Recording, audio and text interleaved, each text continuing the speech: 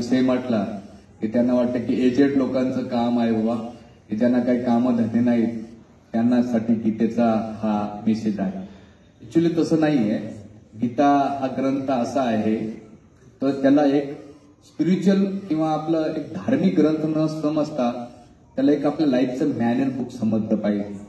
म्हणून भगवद्गीता एवढी प्रॅक्टिकली आहे की आपल्याला प्रत्येक मुवमेंटला, प्रत्येक सिच्युएशनला आपल्याला हेल्प करते. आपल्या भारतीय लोकांचं किंवा जे आपण हिंदू म्हणतो तर आपलं दुर्दैव असं आहे की आपले वैदिक ग्रंथ आपल्याला माहीत नाही. आणि जरी आपल्याकडे, विशेष करून मी महाराष्ट्रात नाही का लहानाचा मोठं झालोय, ग्रंथांचा ढीक लागलाय आपल्या घरामध्ये, पण वाचायला कोणाला नाही आणि वाचलं तरी कळत नाही. आणि जरी वाचन केलं तर ते कर्मकांड किंवा पारायण करतात, रिपिटेशन असतं त्याच्यामध्ये, पण त्याला थिंकिंग, फिलिंग आणि ते आपल्या लाईफमध्ये येत नाही. पारायण करतात पण त्या पारायणामागचा पर्पज काय किंवा आपण ते काय केलं पाहिजे, कसं कशासाठी केलं पाहिजे हे कोणालाच कळत नाही. म्हणून भगवद्गीता हा जो ग्रंथ आहे त्याला एका रिलिजन पुरतं न समजता आपल्या डे टू डे लाईफ मध्ये त्याला किती हेल्प होते. आणि माझा प्रश्न असा आहे की तुमच्यापैकी किती लोकांनी गीता वाचली? हात वरती करा. अच्छा, कोणीच नाही वाचलं, हरकत नाही. जरी वाचायला गेलं तर कळत नाही, कारण तो फिलॉसॉफिकल बुक्स आहे. आपण रोज पाहिले तर सोशल मीडियामध्ये आपला खूप वेळ जातो, आपण ते इंटरेस्टिंग असते. पेपर पण वाचू, मॅगझिन्स पण वाचू, जे आपल्या इंद्रियाला आवडणाऱ्या वस्तूचं आपण रिडिंग करतो. मराठीमध्ये त्याला वाचन पण म्हणतो. पण आपण एक मनुष्य म्हणून आणि एक आपल्या जीवनामध्ये आपल्या ग्रंथाचा आपण डीपमध्ये का स्टडी नाही केला पाहिजे. आणि जेव्हा ते डीपमध्ये समजू आपण तर तेव्हा आपल्याला त्याच्यातले ज्वेल्स किंवा जे डायमंड्स आपल्याला भेटतील. जसं समुद्राच्या जेवढं तुम्ही डीपमध्ये जाता तेवढं तुम्हाला खजिना सापडतो, तसंच ह्या वैदिक ग्रंथांच्या जेवढं डीपमध्ये जाता तेवढं तुमच्या लाईफचे नाही तर तुम्हाला वेगवेगळे अँगल्स जगण्याची कला ही तुम्हाला भेटून जाईल. म्हणून गीतेमध्ये विशेष करून, जसं मी नेहमी उदाहरण देत असतो, तुम्ही एखादी फ्रीज घेतला असेल बरोबर, त्या फ्रीज बरोबर किंवा एखादी वॉशिंग मशीन घेऊया, त्या वॉशिंग मशीन बरोबर एक मॅन्युअल कार्ड येतं. त्याला कसं हाताळलं पाहिजे, त्याच्यात का किती कपडे टाकले पाहिजे, पाणी किती कसं सोडलं पाहिजे, सगळी इन्फॉर्मेशन असते त्या वॉशिंग मशीनची. पण तुम्हाला माहित नसेल, उत्साहानं तुम्ही काय केलं, ती वॉशिंग मशीन आणली, चालू केली एका माताजीनं, आणि चालू केल्यानंतर तुम्हाला त्याच्यात कपडे टाकायचं काहीच माहित नसेल तर तुमचे कपडे वॉश होणार नाही आणि तिथे चांगले दिवस टिकणार पण नाही. पण तुम्हाला त्याच्या चांगल्या मशीनची किंवा त्या वॉशिंग मशीन चांगली सर्व्हिस पाहिजे असेल तर त्या मॅन्युअल बुक्सनुसार तुम्ही जर यूज केलं तर तुम्हाला चांगली सर्व्हिस पण देईल आणि लॉंग टाइम टिकेल पण देईल. त्याच प्रकारे आपल्या लाईफचं मॅन्युअल कार्ड आपण जन्म घेण्याच्या पहिले आपल्याला भगवद्गीता भगवंतांना पाठवलेली आहे. आणि त्या गीतेमध्ये आपण काय केलेलं आहे, आपलं दुर्दैव असं आहे की आपण लाल कपड्यामध्ये ते ग्रंथ केवळ नाही का कपाटामध्ये किंवा देवघरात ठेवलेले. लोक कधी वाचता माहिती ते गीता, एक तर कोणी जाणार असेल तेव्हा वाचतात, नाही ते गेल्यानंतर वाचतात. जिवंतपणे कोणी वाचत नाही त्या ग्रंथाला. पण त्या ग्रंथामध्ये विशेष करून आपण आपल्या जीवनामध्ये किती जरी सक्सेसफुली झालं, तुम्ही मटेरियल लाईफ मध्ये तुम्ही किती डेव्हलप केली. मी आतापर्यंत गंगापूर रोडला 2006-07 पासून इंद्रप्रस्थ मध्ये, तेव्हापासून आम्ही इकडे येतो त्या गंगापूर रोड मध्ये. आम्ही पोर पासून तर रिच परिवारापर्यंत, म्हणजे येवन अनाडीपासून ते एज्युकेटेड IIT MTech पर्यंत सगळ्यांना पाहिलेले. सगळेजण आपल्या लाईफमध्ये स्ट्रगल करतायत आणि त्या स्ट्रगलमध्ये आपल्याला हॅपीनेसच्या ऐवजी, आनंदच्या ऐवजी आपल्याला दुःख जास्त भेटते. म्हणून सांगण्याचा मुद्दा असा आहे की आपण आपल्या जीवनामध्ये खरंच आनंद पाहिजे असेल, जो सेन्सिटिव्हिटी आनंद आपण शोधतो आपल्या इंद्रियावर, पण खरंच आपल्या जीवनामध्ये आपण आनंदी आहोत का, आपण समाधानी आहोत का. आणि याच्यापेक्षा सगळ्यात महत्वाचं, आपण मानसिक ताणतणावातून किती लोक मुक्त. हात वरती करा की माझ्या लाईफ मध्ये काही ट्रेस नाहीये, एक्झायटी नाही, एकदम मी फ्री आहे. ती छोटी म्हणते बाबा, दुसरं कोण नाही म्हणत. आहे का कोणी तुमच्यापेक्षा ट्रेस फ्री आम्ही लाईफ जगतो बा, आम्हाला काही टेन्शन नाही, काही ना लाईफ मध्ये आहे का? नाही. का बरं? याचं कारण काय माहितीये का? मटेरियल लाईफ मध्ये आमचे स्पिरिच्युअल मास्टर नेहमी म्हणतात की मटेरियल प्रॉब्लेमला मटेरियल सोल्युशन नाहीये, मटेरियल प्रॉब्लेमला स्पिरिच्युअल सोल्युशन आहे. मटेरियल लाईफ मध्ये जेवढे जेवढे प्रॉब्लेम्स येतात आणि मटेरियल सोल्युशन बघण्याचा प्रयत्न करतात, तर ज्याप्रमाणे ॲलोपॅथीमध्ये जसं तुम्हाला एखाद्या हाताला फोड आलं असेल तर ॲलोपॅथी डॉक्टरकडे जेव्हा तुम्ही जातात तर तो डॉक्टर काय करतो, तुम्हाला एक मलम देतो आणि तो हाताला वरची वर लावून नाही का म्हणतो नाही याला काय करा बरं होईल, पण तो जस्ट टेम्पररी त्याचं सोल्युशन असतं. पण आयुर्वेद काय डॉक्टर काय करतो, तो वरचीवर इलाज करत नाही, तो काय करतो त्याच्या रूट मध्ये किंवा डीप मध्ये जातो की हा रोग कशामुळे निर्माण झालेला आहे, त्यानुसार त्याचा इलाज केला जातो. त्याच प्रकारे आपल्या दुःखाचं कारण काय, आपल्या समस्या काय येतात आणि आपल्या लाईफमध्ये येणारे सिच्युएशन असे काय येतात, हे जोपर्यंत आपण रूटला जाणार नाही तोपर्यंत आपण ते प्रॉब्लेम सॉल्युशन करू शकत नाही, त्या प्रॉब्लेमला सोल्युशन भेटू शकत नाही. यू अंडरस्टँड मी काय म्हणतो, तुमच्या लक्षात येते ना? तर महत्वाचं आहे की ही ग्रंथ तुम्हाला काय करतात, डीपमध्येच घेऊन जातात आणि तुमच्या प्रत्येक सिच्युएशनला. मला एकाने काही दिवसापूर्वी 2-3 वर्षापूर्वी एकानं प्रश्न विचारला होता. काय प्रश्न विचारला, का हो महाराज भगवान कृष्णाने अर्जुनाचे प्रॉब्लेम सॉल्व्ह का केले नाही? म्हणलं तुम्हाला म्हणायचं काय, म्हणजे अर्जुन तर त्याचा भक्त होता, त्याला गीता सांगायची काय गरज होती, एवढे युद्ध करायचे काय लावलं होतं? मी त्याला म्हटलं बघ, भगवान कृष्णाने अर्जुनाचे प्रॉब्लेम सॉल्व्ह केले असते, त्याच्या पहिले भगवान कृष्णाने जेवढे युद्ध केले ते सगळे जिंकले आणि अर्जुनाच्या समोरचं जे युद्ध होतं भगवंतासाठी काही मोठं युद्ध नव्हतं. याच्या पहिले जरासंध 18 वेळा अक्षय सैनी मारले गेली, तेवढी सैन्य भगवंताने एका टायमात मारले असते. पण भगवंत इथे अर्जुनाला म्हणतात, अर्जुना मी नॉलेज देतो पण तुझ्या लाईफचं युद्ध तुलाच करायचंय, मी तुझ्या सोबत राहील. तसंच भगवद्गीता घेणं म्हणजे काय, आपण इथं नॉलेज घ्यायचं आणि आपल्या लाईफमध्ये येणारी युद्ध येतात. कोणती युद्ध येतं? Socially, family, physically, mentally, financially, so many problems आपल्या लाईफमध्ये येणार आहेत.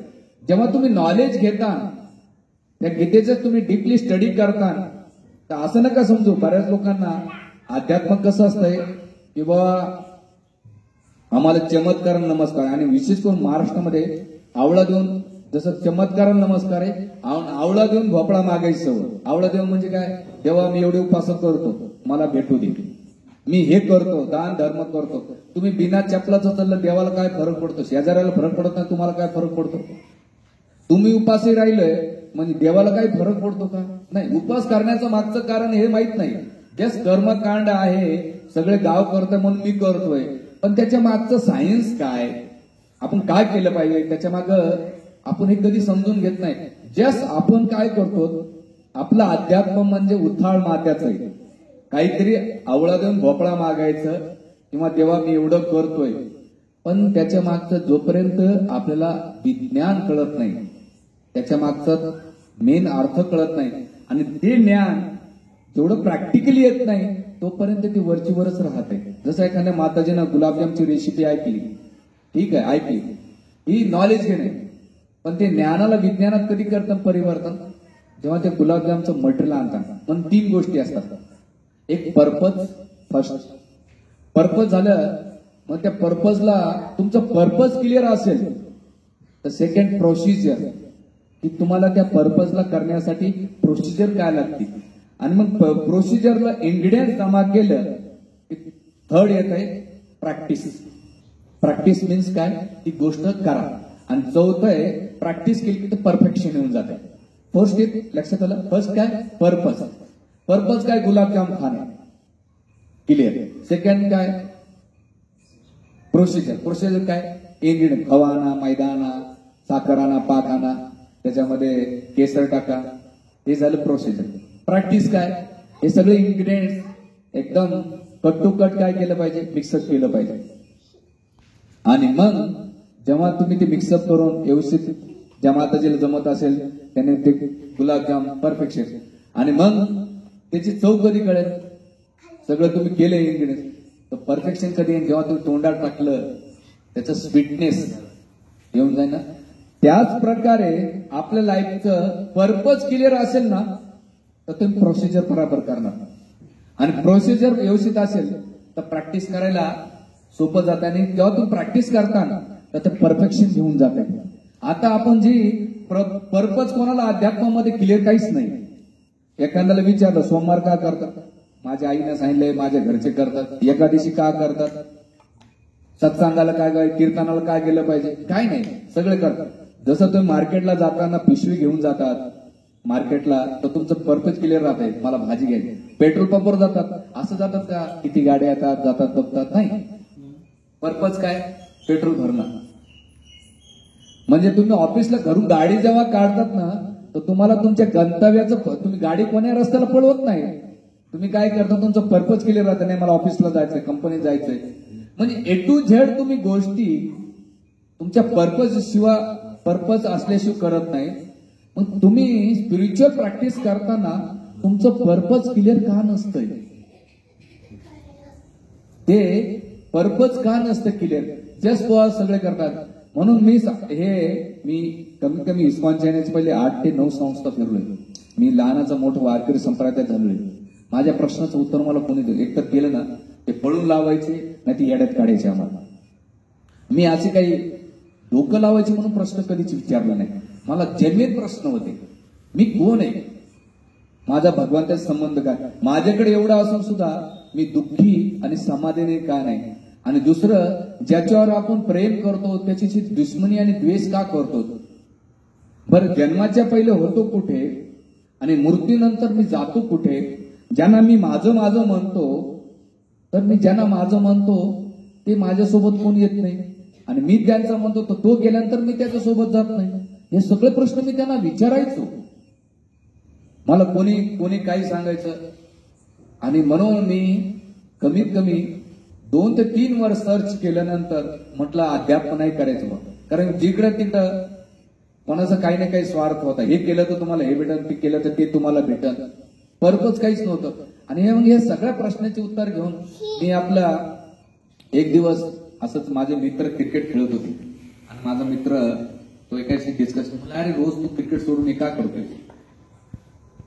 ते म्हटलं, अरे हे सगळ्या प्रश्नाचे उत्तर भेटत. आणि मग त्या व्यक्तीशी डिस्कशन करता करता सगळ्या गोष्टी क्लिअर होत गेल्या. आणि मग इस्कॉन मध्ये आल्यानंतर, हरिकृष्ण संस्थेमध्ये आल्यानंतर एक गोष्ट मला जाणवली की नाही, आपल्या सगळ्या प्रश्नांची उत्तरं नाही का इथे आपल्याला भेटू शकतात. म्हणून एक आहे, या सत्संगामध्ये आपलं पर्पज असं असलं पाहिजे की आपण इथे नॉलेज घेण्यासाठी. मी असं म्हणत नाही इथे आपल्याला कन्व्हर्जन नाही केलं जाणार. कन्व्हर्जन म्हणजे काय, मी कपडे घातले म्हणजे तुम्ही घातले पाहिजे, नाही. इथे तुम्हाला एक लाईफस्टाईल दिली जाते, एक जीवनशैली दिली जाते. त्या बाळाला थोडं शांत करून, हरे कृष्ण कृष्ण हरे राम. तर गीता मेन मुद्द्याकडे येऊया आपण. मेन गीता अशी आहे की आपल्याला पर्पज क्लिअर करते. ध्यानात ठेवा, जीवनातल्या प्रत्येक गोष्ट सुख विकत घेता येत नाही आणि दुःख विकता येत नाही. आपल्या दुःखाची किती जाहिरात केली तरी कस्टमर कोणी भेटत नाही. म्हणून गीता आपल्याला काय शिकवते, 4 गोष्टीला शिकवते. तुम्ही परिस्थितीला बदलण्याचा प्रयत्न नका करू, परिस्थितीला बदलण्याचा प्रयत्न नका करू, मनस्थितीला बदला. ऑफिसमध्ये तुमचं कोणी ऐकणार का, घरी बायको ऐकेल का, तुमची नवरा ऐकेल का, सासू सासरे ऐकतील का, मुलं ऐकतील का, कोणीच कोणाचं ऐकणार नाही. आणि आपली अख्खी एनर्जी 80 ते 95% एनर्जी कशामध्ये जाते माहिती का, लोकांना चेंज करण्यामध्ये जाते. रिली कोणी चेंज झालं. म्हणून गीतामध्ये भगवंत सांगतात, अर्जुना नॉलेज आले पण तुझ्या लाईफचं डिसिजन तुला घ्यायचंय. तू कोणाला बदलू नको, तुला स्वतःला बदलायचंय. तर तू प्रयत्न केला तुझ्या लाईफमध्ये, भीष्म पितामह भीष्मना, द्रोणाचार्यांना, कृपाचार्यांना तू सगळ्याला समजून सांगण्याचा प्रयत्न केला, पण एकही असा व्यक्ती नाही की तुझ्या विचारानुसार किंवा तुझ्या मतानुसार चालेल. म्हणून लाईफ मध्ये गीता आपल्याला हे शिकवते की स्वतःला बदला. आणि हे सगळ्यात मोठा अवघड टास्क आहे. खरंच तू कोणी बदललं का, आपली एनर्जी जाते का नाही, तुम्हाला जडतं जात नाही ना, खरंच आहे ना, जड म्हणजे महत्वाचा मुद्दा आहे की तुम्ही. आणि म्हणून गीता आपल्याला हे शिकवते स्वतःला बदलणे. आणि स्वतःला बदलणं म्हणजे अध्यात्माचं पहिलं लक्षण आहे निगेटिव्ह पण पॉझिटिव्ह कडे जाणं.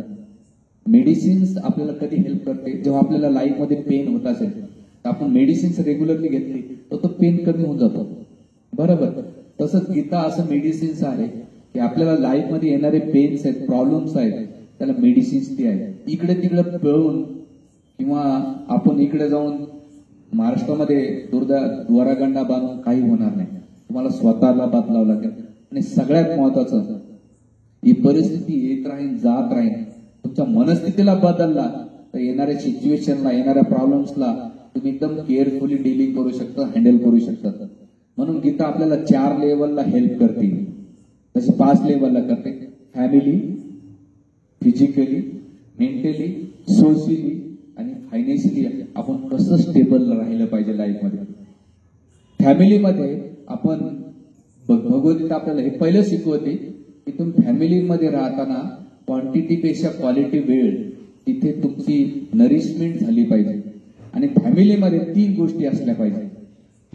फॅमिलीमध्ये तुम्हाला एक चांगलं एक स्वीट बॉन्डेज पाहिजे, चांगली मधुर संबंध पाहिजे असेल तर त्याच्यामध्ये 3 गोष्टी असणं महत्वाचं. एक म्हणजे कॉम्प्रोमाइज, ऍडजस्टमेंट आणि सॅक्रिफाईस. कॉम्प्रोमाइज म्हणजे काय, कोणताही एखादा अग्रेसिव्ह मूड होत असेल तर कम बॅक, रिलेशनला इम्पॉर्टन्स द्या. तुमच्या लाईफमध्ये किती धनवस्तू येत राहतील जात राहतील, पण तुमच्या लाईफमधून एखादा व्यक्ती निघून गेला ना, नंतर शोक करू नये.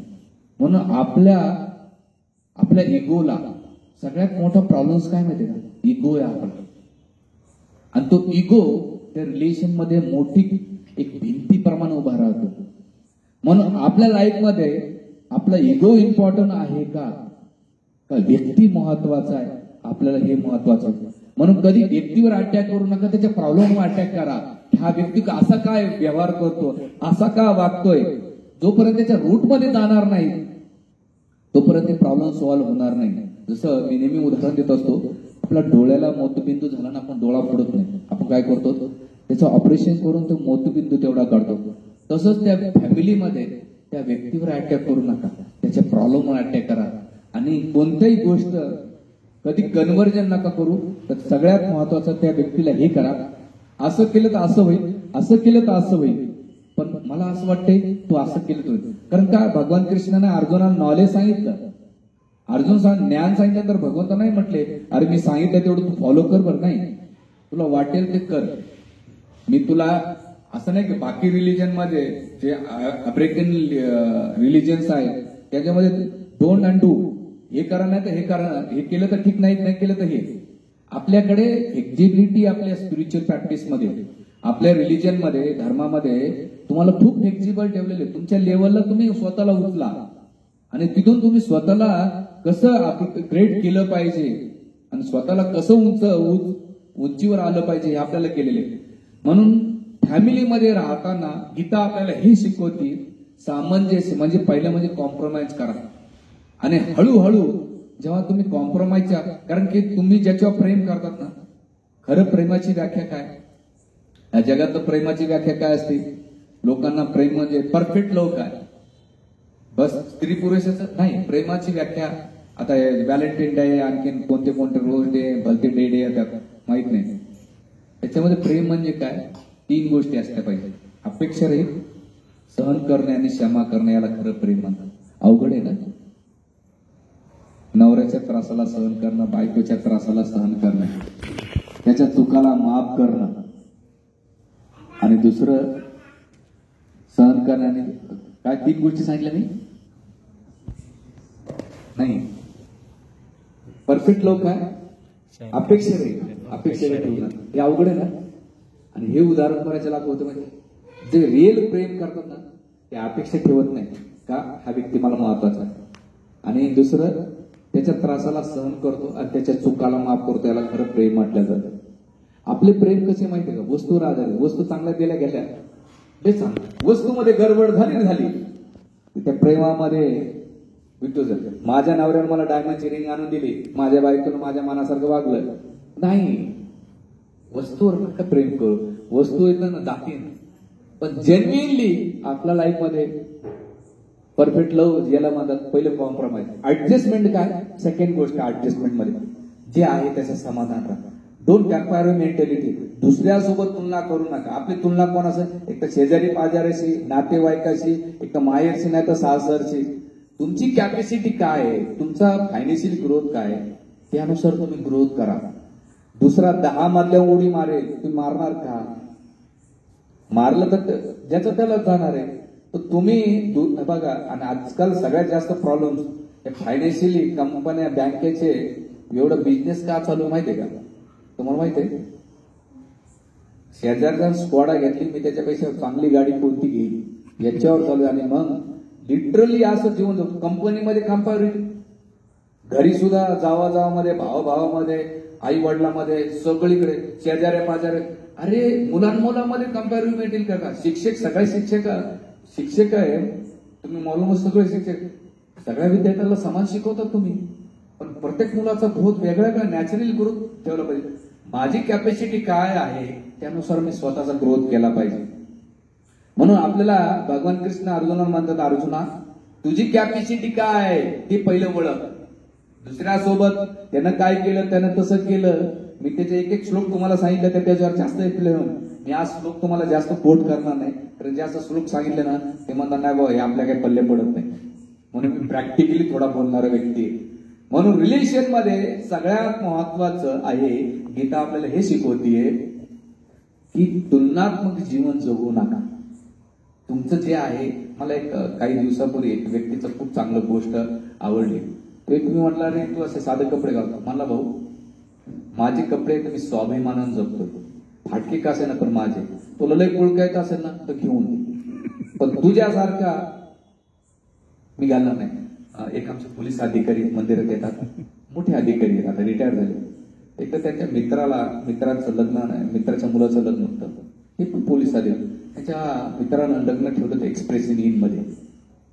तर प्रत्येक लेडीला पैठणी साडी होती, कमीत कमी त्या लग्नाला 5,500 लोकांना, आणि प्रत्येक व्यक्तीला रेमंड सूट, आणि जेवायला कमीत कमी 48 होते. व्हेजिटेरियन, त्याच्यात अल्कोहोल पण ठेवलं होतं, सगळं काही ठेवलं होतं.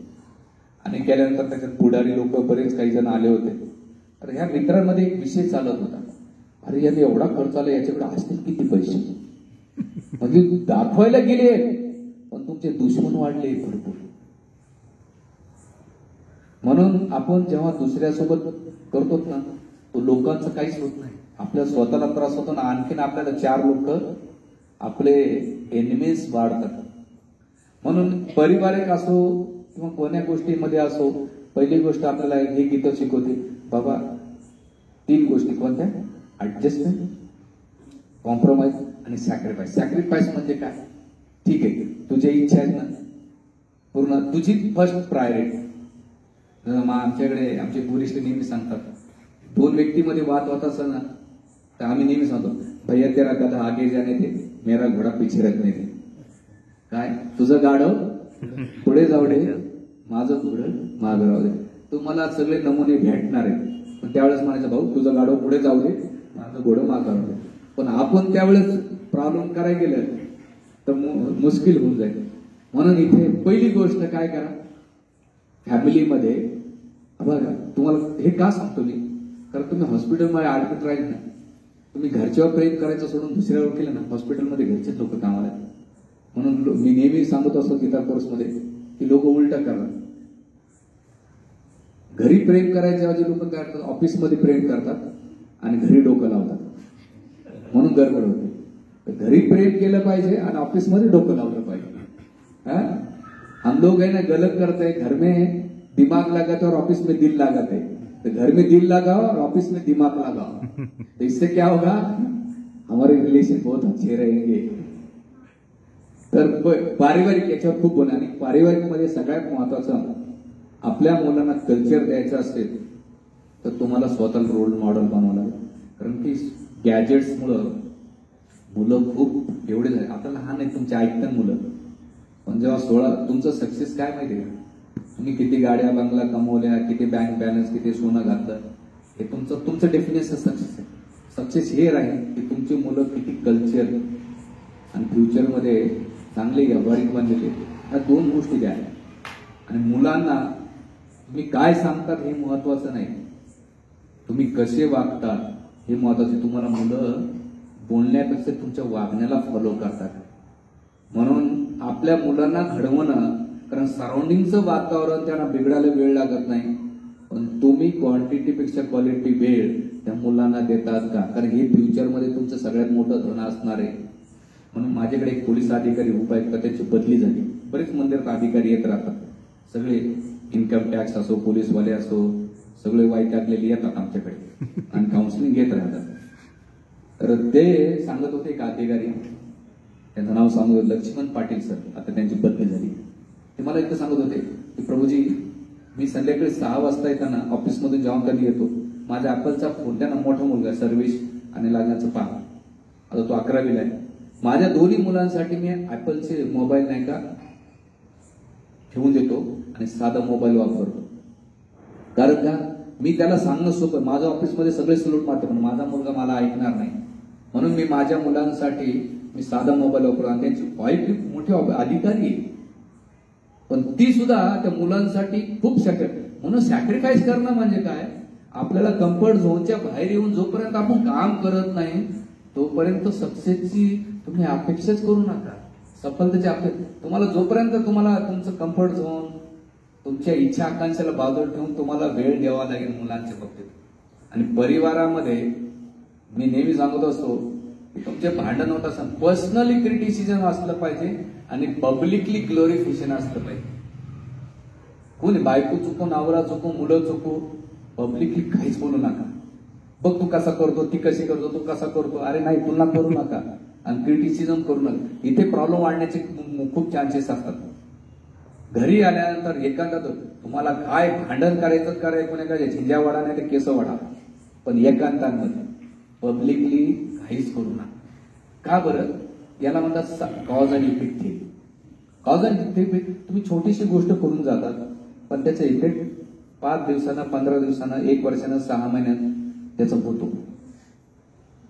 जसं आपल्या शरीरामध्ये रोग एक मजबूत होत नाही, हळूहळू टॉक्सिन्स तुमचे वाढतात आणि ते एक एक गोष्ट झाली की ते एक दिवस अचानक तुमच्या शरीरामध्ये काहीतरी रोग उद्भवतो. तसंच आपल्या प्रॉब्लेम मध्ये आपण जी इन्व्हेस्टमेंट करतो ती निगेटिव्ह असो का पॉझिटिव्ह, ती बराबर त्या टायमावर नुसार ती बाहेर येते. ती विचाराचे तुम्ही विचार चांगले पॉझिटिव्ह विचार इन्व्हेस्टमेंट केले तर तुम्हाला पॉझिटिव्ह भेटेल. तुम्ही ईर्ष्या इन्व्हेस्टमेंट केली तर ईर्ष्या तुम्हाला भेटणार आहे. तुम्हाला ठरव. म्हणून मुलांच्या बाबतीत, तुमच्या स्वतःच्या रिलेशनच्या बाबतीत, फॅमिलीच्या बाबतीत विशेष करून याला म्हणतात स्लोली. कॉज इफेक्ट म्हणजे काय, इथं बटन ऑन केलं, छोटीशी गोष्ट, पण इफेक्ट किती मोठा होतो. फॅन जोरात फिरतो, लाईट येते, शॉक पण लागू शकतो. तसं तुम्ही छोटंसं कार्य आपल्याला वाटत असं, अरे मी तर काही असं बोलून गेलो किंवा माझ्याकडून असं झालं, सहज झालं नाही, त्याचा इफेक्ट काही काळानंतर ते तुम्हाला जाणवतो. म्हणून आपल्या फॅमिलीमध्ये सेन्सिटिव्ह राहणं, मराठीमध्ये त्याला काय म्हणतात, संवेदनशील. आपण ते राहिलं पाहिजे. अरे आपण कसं बोलतो, कसं वागतोय, कसं बघतोय, आपण कसा व्यवहार करतोय, ह्या सगळ्या गोष्टी अतिशय इम्पॉर्टंट आहेत. आणि मग हे जर तुम्ही गोष्टी जर सेन्सिटिव्ह राहिलात ना, आपण कधी कधी खूप काही बोलून जातो. आमचे गुरु महाराज एकदा नेहमी सांगतात, ह्या जगातला सगळ्यात मोठा प्रॉब्लेम करणारा कोणती वस्तू असेल ना, आपलं तोंड आहे. आपण सहनच करू. ते म्हणतात थोडंसं वेट करा ना, शांत राहा. शांत राहिलं पण आपण काय होतं, आपली तोप चालू झाली, तो समोरचा जीव जाऊन धाड धाड धाड धाड अशी भडास काढतो की तो समोरचा धराशायीच होतो. कदाचित माझं प्रवचन तुम्हाला जड जात असेल, तर मला महाराज गीता ऐकायला तुम्ही काय सांगता, पण हे गीतेची प्रिन्सिपल आहे. जोपर्यंत आपले बेसिकच क्लिअर होणार नाही तर फ्युचरमध्ये होणार नाही. म्हणून गीता काय सांगते आपल्याला, पहिली गोष्ट फॅमिली, दुसरं आहे सोशलमध्ये तुम्ही ज्या सराउंडिंगमध्ये राहतात ते व्यक्ती परिवर्तीनुसार तुम्हाला व्यवहार करणं महत्वाचं आहे. कारण की तुम्हाला व्यक्ती पाहत आले पाहिजे. कधी कधी तुम्ही काही अशा अनवॉन्टेड लोकांसोबत, ज्या व्यक्तीचं आपल्या लाईफमध्ये कॉन्ट्रीब्युशन नाही, तो आपल्याला काही मदत करत नाही आणि त्याच्यानुसार आपण जीवन आपण काय करतो, ट्रस्ट करतो. हा असं म्हणतो, तोच असं म्हणतो. अरे तुमच्या लाईफचं रिमोट त्याच्या हातात दिलं का? तो चांगला म्हणजे तुम्ही चांगले, तो वाईट म्हणजे तुम्ही वाईट नाही ना. कशाला लोकांच्या हातात रिमोट करून नाही का स्वतः त्रास करून घेतात. आपल्या जीवनाचे रिमोट आपल्या हातात ठेवा. रिमोट सहजासहजी ज्याचं कॉन्ट्रीब्युशनच नाही त्याला व्हॅल्यू देऊन स्वतःला मनस्ताप करून होऊ नका. म्हणून यासाठी एक मंत्र पाठ करायचा. कोणता करता? ओम इग्नोर आहे ना. काय इग्नोरचा अर्थ काय? निग्लेक्ट करा. कधी कधी ह्या जगामध्ये तुमच्या बोलण्याने प्रॉब्लेम सॉल्व्ह होत नाही, तुमच्या शांत राहण्याने सुद्धा प्रॉब्लेम सॉल्व्ह होतात, हे तुम्हाला कळालं पाहिजे. म्हणून सोशली राहताना किंवा त्या समाजात राहताना खूप लोकांच्या अपेक्षा तुमच्याकडून राहतात आणि तुमच्याकडून राहते. आपलं दुःखाचं कारण काय माहिती? कोणाकडून जास्त अपेक्षा ठेवू नका, कारण कोणी परफेक्ट नाही. या जगात परफेक्ट कोणी असं नाही.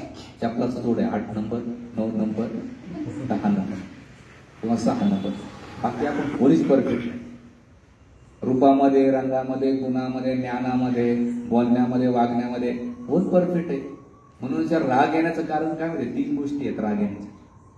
एक म्हणजे मी दुसऱ्याला कंट्रोल करण्याचा प्रयत्न करतो आणि कंट्रोल नाही झाला की राग येतो. सेकंड गोष्ट राग येण्याचं, मी परफेक्ट आहे, तुम्ही समोरचे परफेक्ट झालं पाहिजे, त्याच्यामुळं राग येतो. आणि तिसरी गोष्ट राग, प्रत्येक गोष्ट माझ्या मनासारखी झाली पाहिजे. नाही होणार पण नाही. तो काही देऊ नाही, तुम्ही काही देऊ नाही.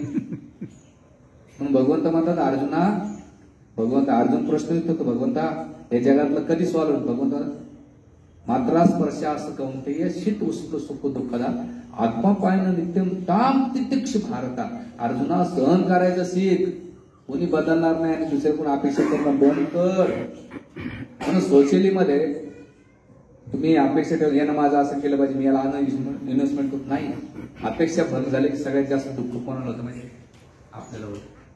म्हणून एक म्हणतं काय, नेकी कर दर्या मिळा. मी चांगलं केलं, आज मला आपलं काय होतंय की मी चांगलं केलं की मला लगेच रिझल्ट भेटणार नाही भाऊ, टाइम लागतो. रिमोट घेतले की एसी ऑन होती, रिमोट घेतलं टीव्ही ऑन होतो. आपल्याला वाटतंय की माझ्या लाईफ मध्ये प्रॉब्लेम्स आणि अपेक्षा नाही की रिमोट सारख्या झाल्या पाहिजे. कशा झाल्या पाहिजे? मी चांगली इन्व्हेस्टमेंट केली ना, मला लगेच रिटर्न. अरे काकडीला 3 महिने लागतात, कडू कारल्याला बी टाइम लागतो, नारळाला 10-10, 12-12 वर्ष लागतात. तुम्ही कोणत्या प्रकारचं सीडी इन्व्हेस्टमेंट करताय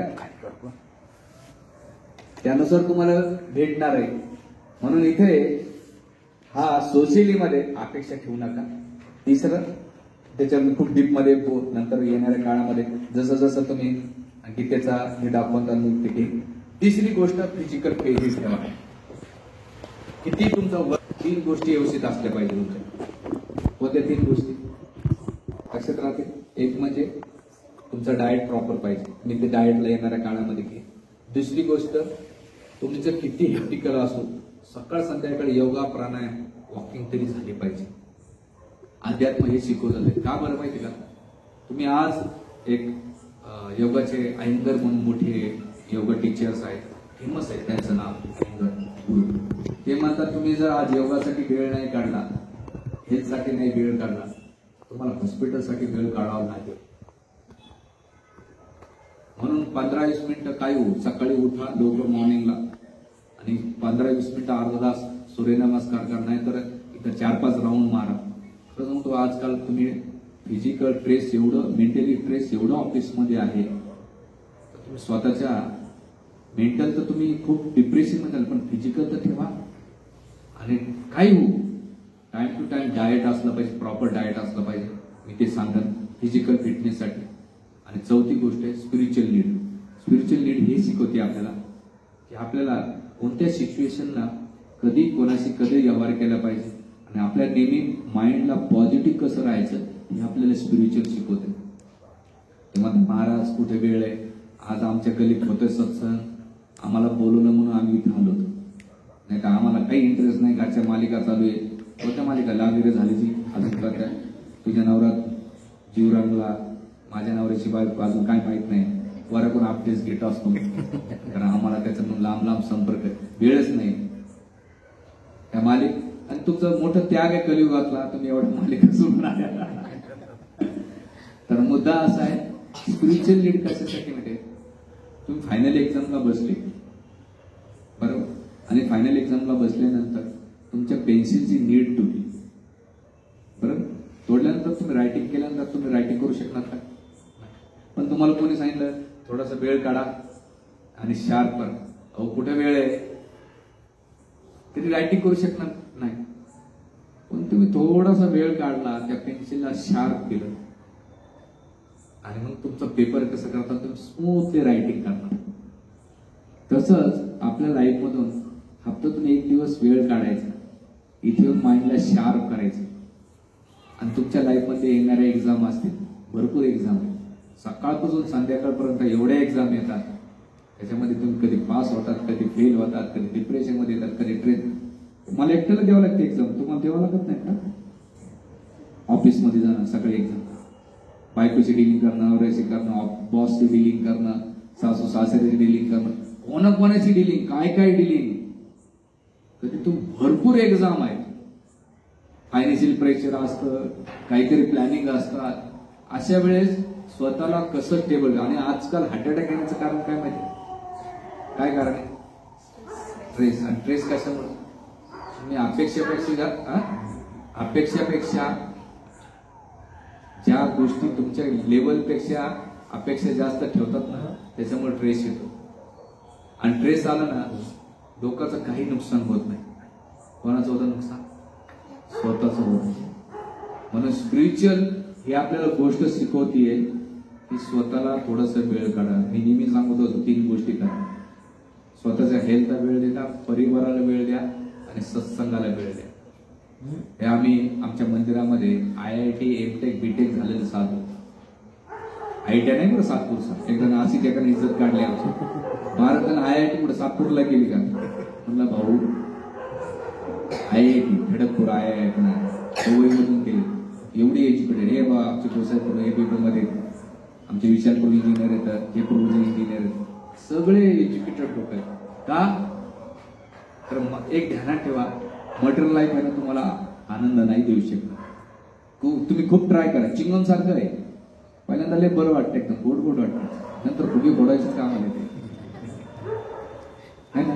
तसं पहिल्यांदा एन्जॉयमेंट, अरे बरं वाटतं, वा वा वा, नंतर त्याचे बिल भरता जीव जातो. म्हणून हे सगळं सांगण्याचा उद्देश असा आहे की आपल्याला स्वतःला लाईफला स्टेबिलिटी ठेवण्यासाठी हा रेग्युलरली इथं सत्संग ठेवलेला आहे. आणि या सत्संगाच्या माध्यमातून इथे आपल्याला जीवनाचे बरेच तत्व भेटणार आहे. आणि गीता येणाऱ्या जसं पुढच्या काळामध्ये तुमचा इंटरेस्ट असेल त्यामध्ये मी गीतेचे एक गोष्टी घेईन की त्यामध्ये तुम्हाला तुमच्या आदर्श पालक तत्व कसं राहिलं पाहिजे, आपल्या परिवारामध्ये कसं राहिलं पाहिजे, स्वतःला कसं ग्रोथ केलं पाहिजे, त्या सगळ्या गोष्टीचा मी येणाऱ्या काळामध्ये उहापोह करेन. म्हणून तुम्ही हा कार्यक्रमाचा लाभ घ्या. याच्यामध्ये तुम्हाला काही नाही, मी जास्त काही तुमचा वेळ घेत नाही. 45 मिनिटाचं लेक्चर आहे, 35 ते 40 मिनिटाचं लेक्चर. त्याच्यानंतर 15-20 मिनिटं मी क्वेश्चन आन्सरला देईन. इथे कोणती गोष्ट अंदाधुंदी करू नका. मी सांगतो म्हणून तुम्ही फॉलो करा असा मी ह्या मताचा नाही. पहिले तुम्ही कन्व्हिन्स व्हा की गीता हे आपल्या लाईफचं मॅन्युअल कार्ड आहे. मी आज घेऊन आलो होतो, पण म्हटलं आज इंट्रोडक्शन देऊ तुम्हाला की नाही, गीता आपल्याला कोण्या भावनेनं कशी शिकली पाहिजे आणि ती गीता वाचताना आपल्याला इंटरेस्ट कसा झाला पाहिजे. तर इथे जसं आपण कॉलेजमध्ये जातो तर गेल्यानंतर टीचर्स आपला क्लास देतात आणि गेल्यानंतर घरी आल्यानंतर काय देतात तुम्हाला? होमवर्क देतात. तसंच इथे तुम्हाला क्लास अटेंड करा. आणि होमवर्क काय? झोपण्याच्या पहिले दिवसाच्या 24 तास आठवड्यातून 1 पान गीतेचं वाचायचं. नाही समजलं हरकत नाही, काही कळायला हरकत नाही, पण तुम्ही नाही का ते तुम्हाला हळूहळू तुम्हाला त्याच्यातून नाही खूप चांगले प्रिन्सिपल जातात. म्हणून माझ्या लाईफमध्ये असं नका समजा आम्ही साधू झालो म्हणून आमच्या प्रॉब्लेम मध्ये सॉल्व्ह झाले बाबा नाही. आम्ही कपडे बदलले तर बाकी काही नाही. तुम्ही तुमचं प्रोफेशनल सांभाळता, आम्ही आमचं स्पिरिच्युअल. पण आमच्या मागे पण ट्रेस आणि एक्झायटी राहते. पण आम्हाला प्रत्येक वेळा आम्हाला स्पिरिच्युअल हेल्प होते. आली तर आम्ही काय करतो? रिफ्लेक्शन करतो. रिफ्लेक्शन मीन्स काय? जसं आरसा घेतात ना, तर तो काय होतो? रिफ्लेक्स केलं की समोरचं तसं ते आलं ना, त्या सिच्युएशनला लगेच डिलिंग करायचं नाही का, नॉलेज भेटलेलं कारण लगेच आहे. म्हणून इथे आपण 2 प्रकारचे व्यक्ती असतात, एक सोड्याची बॉटल आणि पाण्याची बॉटल. पाण्याच्या बॉटलला किती हलवा कधी रिॲक्ट करत नाही. सोड्याच्या बॉटलला थोडं सुद्धा हलवा बाहेर येते. तसंच गीता जो नॉलेज घेतो ना ते पाण्याच्या बॉटल सारखा राहतो. त्याला किती तुम्ही सेक करण्याचा प्रयत्न करा तो स्टेबल राहतो. आणि पण मटर लाईफ मध्ये थोडस जरी तुम्हाला कोणी काय म्हटलं की सोड्याच्या बॉटल सारखं बाहेर उतूच येतो. होतं का नाही? बायको अशी म्हटली, नवरा असा म्हटला, सासू अशी म्हटली, सासरा असा म्हटला, जाव अशी म्हटली, ऑफिस मधला बॉस असं म्हटला, शेजारी असे म्हटले, तसे म्हटले, सोड्याच्या बॉटल लगेच बरोबर. अरे आपण सोड्याची बॉटल आहोत का पाण्याची बॉटल आहोत? म्हणून सोड्याची बॉटल न भरता आपण काय झालं पाहिजे? पाण्याची बॉटल. हे तुम्हाला ठरवायचंय, मी काय सांगू ते. म्हणून येणाऱ्या काळामध्ये एक एक गोष्टी आपण सगळ्या स्टेबिलिटीने शिकू. आणि माझी एक इच्छा आहे, या कार्यक्रमाला तुम्ही जेवढे यंग कपल येतात ते तुम्हाला मी प्रॅक्टिकली शिकू. जसं जसं मी येणाऱ्या काळामध्ये असे काही सेमिनार पण कंडक्ट करेन, ते तुम्हाला खूप फ्रीमध्ये असणार आहे. आणि वरतून तुम्हाला लेक्चर नंतर डिनर पण असणार आहे. चिंता करू नका. नाहीतर महाराज तुम्ही लय प्रवचन दिलं, घरी जाऊन तो कुकिंग करायचं नाही, चांगला प्रसाद असणार आपला. म्हणजे इस्कॉनचा एक चांगला फायदा आहे की प्रवचन सुखानं ऐकू शकतात, नंतर फ्युचर चांगलं प्रसाद भेटणार. म्हणून इथे येत राहा.